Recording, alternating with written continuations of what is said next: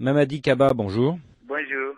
Moussa Dadis Camara à Ouagadougou, qu'est-ce que ça vous inspire? Nous sommes très préoccupés, nous sommes même très inquiets et surtout les rumeurs qui courent sur sa volonté de retourner en Guinée parce que sa présence en Guinée va créer le désordre.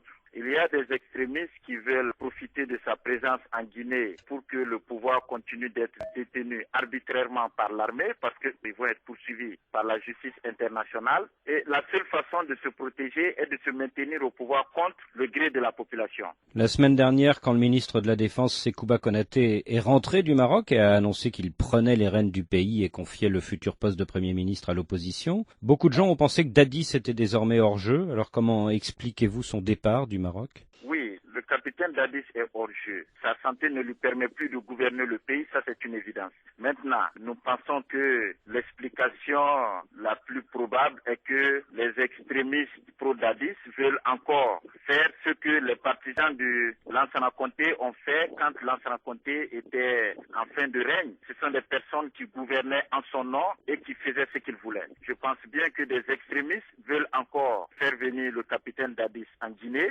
profiter de sa présence pour gouverner contre le gré du peuple et faire ce qu'ils veulent. Et aussi, nous savons que le capitaine est très encombrant. Je pense que le Maroc ne veut pas prendre le risque de connaître la même situation que le Sénégal connaît avec Hissène Habré. Alors justement, mardi soir, quand il a atterri au Burkina, le capitaine Dadis s'est disputé avec ses accompagnateurs marocains, car visiblement au départ du Maroc, il pensait que l'avion mettrait le cap sur la Guinée et pas sur le Burkina.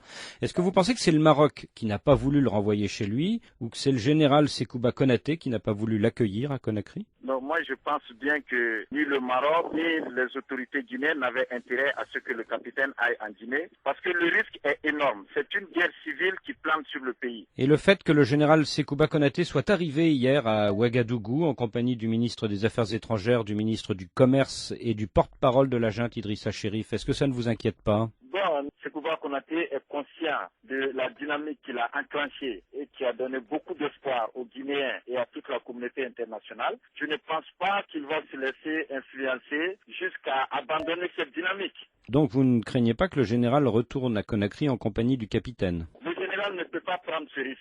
Il serait en contradiction avec lui-même si jamais il le faisait. Est-ce que le général Sekouba Konaté est assez fort pour dire au capitaine Pivi et aux autres partisans de Dadis « Je refuse que celui-ci rentre à Conakry » ? Il faut bien qu'il puisse le dire. Déjà, le fait de demander à l'opposition de choisir un premier ministre est un pas courageux. Il faut qu'il aille au bout de ses idées, qu'il prenne ses responsabilités. C'est sur lui que nous comptons et je pense bien qu'il va être à la hauteur de la situation.